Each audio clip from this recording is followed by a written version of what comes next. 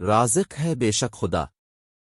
اللہ تعالی ہمارے سرمایہ کاروں کو بھی ایسی نیکیاں کرنے کی توفیق دے، وہ بھی آخرت کا سوچیں۔ اللہ تعالی ہمیں کامل مسلمان بنائے۔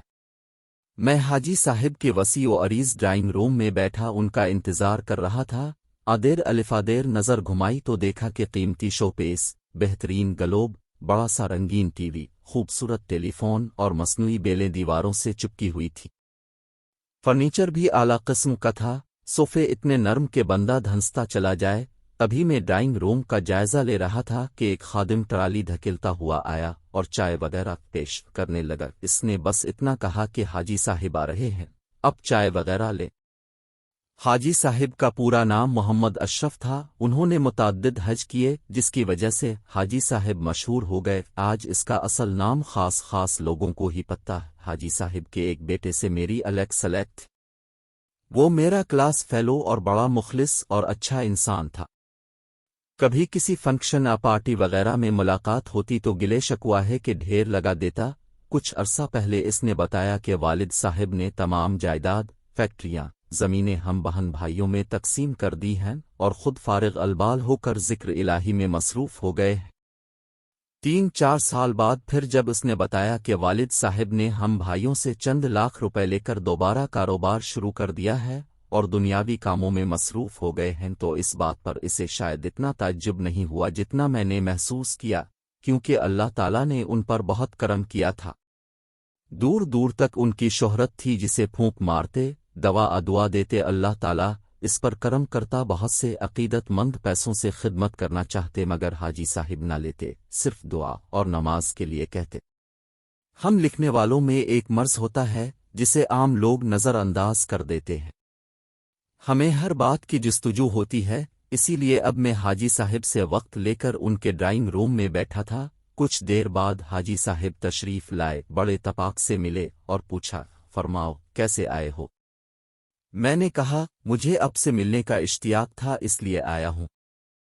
حاجی صاحب کا چہرہ نورانی، سفید داڑھی اور سر پر امامہ بہت بھلا لگ رہا تھا۔ میں نے کہا، حاجی صاحب کیا وجہ ہے کہ پہلے اپنے تمام جائیداد تقسیم کر دی، اللہ کرنے لگے مگر پھر دنیا داری میں مصروف ہو گئے؟ حاجی صاحب نے کہا، بیٹا اس میں بھی ایک راز تھا اور اس میں بھی ایک راز ہے۔ وہ کیا؟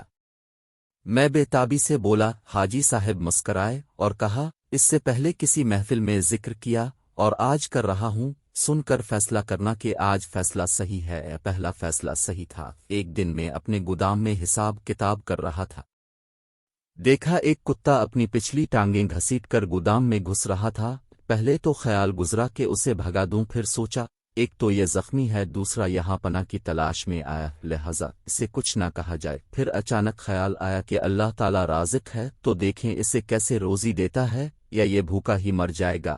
یہ سوچ کر میں ایک طرف بیٹھ گیا۔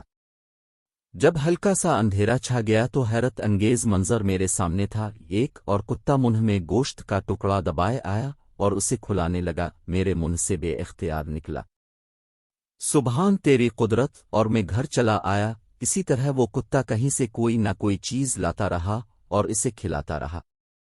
اس کی ٹانگیں تو ٹھیک نہ ہو سکے مگر زخم بھر گئے اور وہاں سے چلا گیا۔ اس واقعے کا مجھ پر ایسا اثر ہوا کہ جب اللہ تعالیٰ اس کتے کو بغیر کسی محنت اور تلاش کے رزق دے سکتا ہے تو مجھے کیوں نہیں دے گا؟